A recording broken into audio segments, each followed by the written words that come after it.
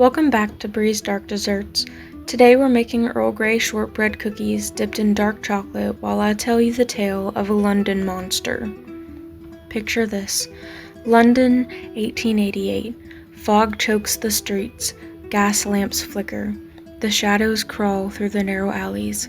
In Whitechapel, a killer stalks the night.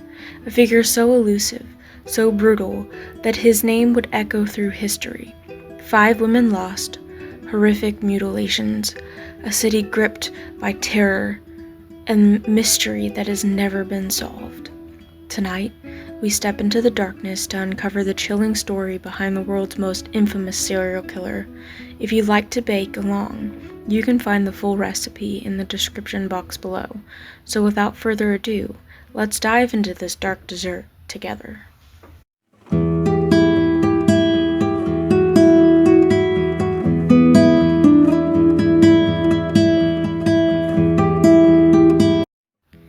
In the late 19th century, London was a city of stark contrasts. Wealthy neighborhoods like Kingston thrived with opulent homes, while the East End, particularly Whitechapel, was a hub of poverty, overcrowding, and crime. Dark, narrow alleys twisted between dilapidated tenements, gas lamps flickered weakly at night, and fog often hung thick over the streets, creating a perfect environment for danger to lurk unseen. Whitechapel was home to thousands of working-class families and immigrants, many living in squalid conditions. Women often became working girls to survive, especially after losing a husband, a father, or a brother to poverty, illness, or the harsh demands of industrial labor. It was among these vulnerable women that a terrifying predator would strike, shocking London and the world. Jack the Ripper's confirmed victims, known as the Canonical Five, share certain characteristics. They were all women who lived on the margins of society and worked as escorts. The murders were not only acts of violence, but displays of horrifying precision.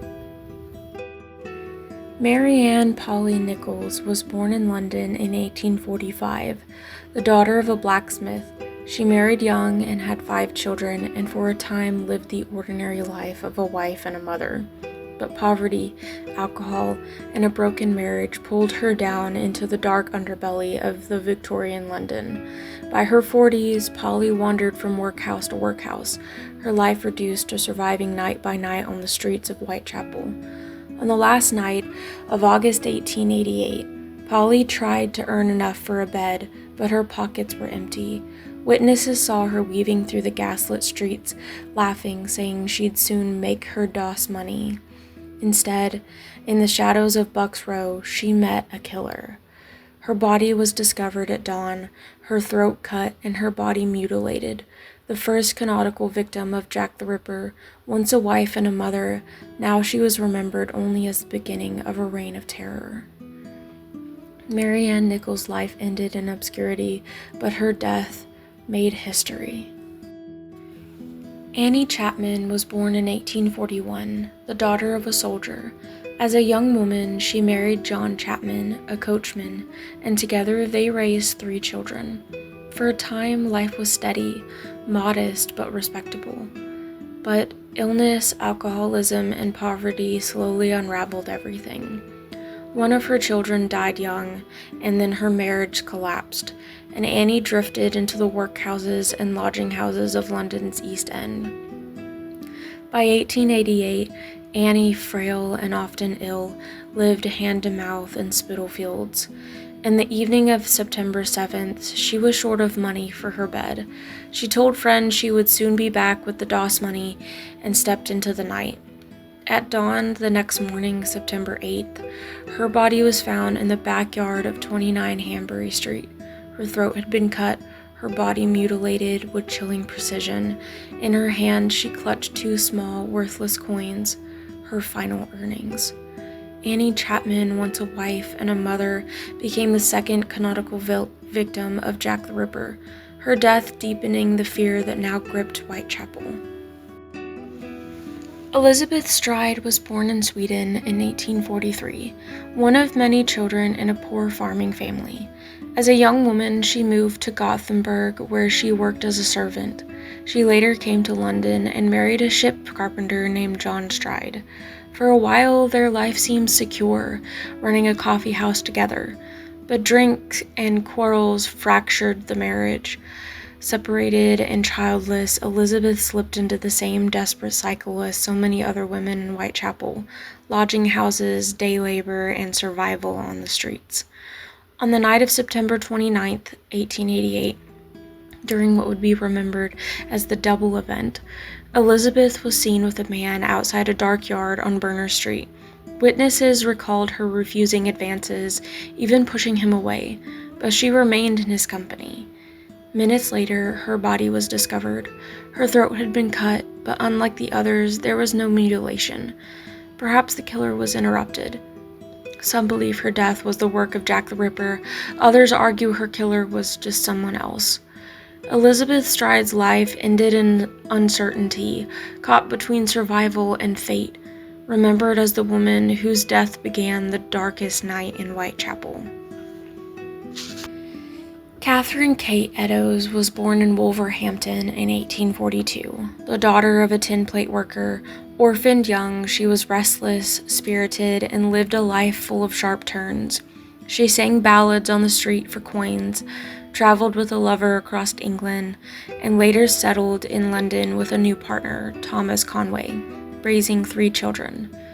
But poverty and drinking crept into her life, and by the late 1880s, she was separated from her family, surviving in the lodging houses of Whitechapel with a new companion, John Kelly. On the night of September 29, 1888, Catherine was arrested for drunkenness near Aldgate. At 1 a.m., she was released from Bishopsgate Police Station. Smiling, she told the officers she'd get a lodging now, and then walked off into the mist. Less than an hour later, her body was found in Mite Square. Her throat had been cut, and her body was savagely mutilated, worse than any of the other Ripper's victims before her. In a nearby doorway, a cryptic chalk scrawl was discovered, fueling the terror that now consumed London. Catherine Eddowes, bold and quick-witted in life, became the second victim of the infamous double event, and her death marking the Ripper's bloodiest night. Mary Jane Kelly remains the most mysterious of the Ripper's victims. Born around 1863, likely in Ireland or Wales, her early life is a patchwork of rumor and half-truths. Some say she was married young and her husband died in an accident, and that later she worked in brothels in Cardiff and London, while others claim she once lived in Paris, dressed in silks and called herself Marie Genet. Whatever the truth, by the late 1880s, Mary was in Whitechapel, sharing a small single-room lodging at Miller's Court with her lover, Joseph Barnet. Mary was strikingly young compared to the other victims, only in her mid-20s, and often described as pretty with long hair and a gentle manner. Yet, like the others, poverty and alcohol ruled her life. On the night of November 8, 1888, Mary was last seen singing softly at her door before retreating inside. By the next morning, her room was locked and silent. When the doors were forced open, the horror inside stunned even seasoned police. Mary Jane Kelly had been savagely mutilated beyond recognition, the Ripper's most brutal and final act. Her death closed the chapter of the Canonical Five, leaving behind only questions and shadows.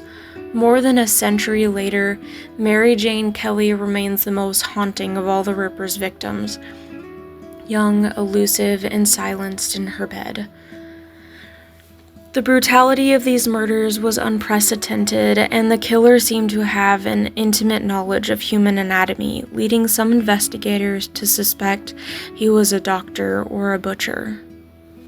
As the murders continued, letters flooded the police and the newspapers claiming to be from the killer.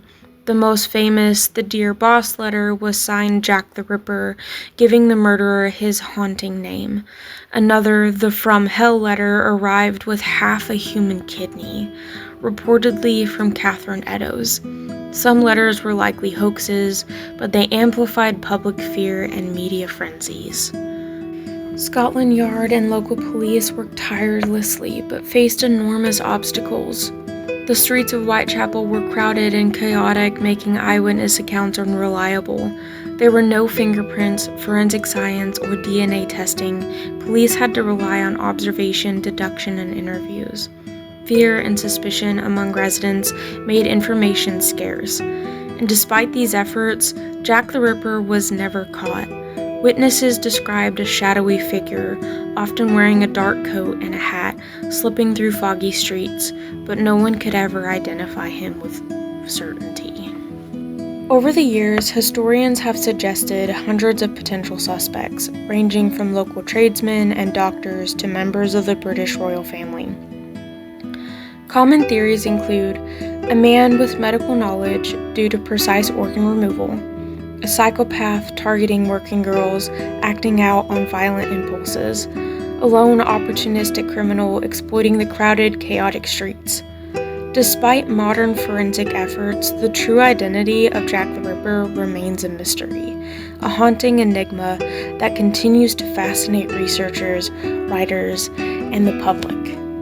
Jack the Ripper left a permanent mark on history. His story symbolizes the dark underbelly of urban life in Victorian London, the vulnerability of women in marginalized communities, and the terrifying unpredictability of human evil.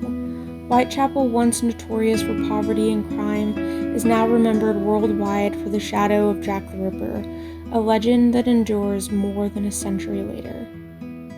While the story of Jack the Ripper is a tale of darkness and evil, a biblical lens reminds us of the moral and spiritual lessons such tragedies reveal.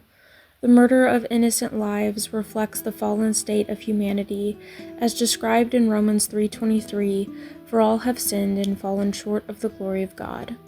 Human sin can manifest in horrific ways when hearts turn away from God, highlighting the importance of seeking righteousness. Yet, the Bible also emphasizes God's justice and compassion. Psalms 37:28 reminds us, "For the Lord loves justice. He will not forsake his faithful ones." Though Jack the Ripper evaded human justice, the biblical promise assures that God sees all acts of evil and ultimate judgment rests in his hands. Finally, the story underscores the call to protect the vulnerable and care for those in need. Proverbs 31:8-9 urges us to speak up for those who cannot speak for themselves. For the rights of all who are destitute, speak up and judge fairly, defend the rights of the poor and the needy. The tragedy of Whitechapel challenges believers to act with compassion, intervene in injustice, and bright light to places shadowed by sin. Through this lens, even the darkest human actions remind us of God's call for justice, mercy, and vigilance over the vulnerable, turning a chilling story into a spiritual lesson on righteousness and the hope of divine justice. This has been Bree's Dark Desserts. If you enjoyed this chilling tale and decadent treat, hit like, subscribe, and ring the bell so you never miss another story with your fellow dark bakers. Until next time, may your day not only be sweet but blessed, and may the stories and treats inspire both your heart and your hands.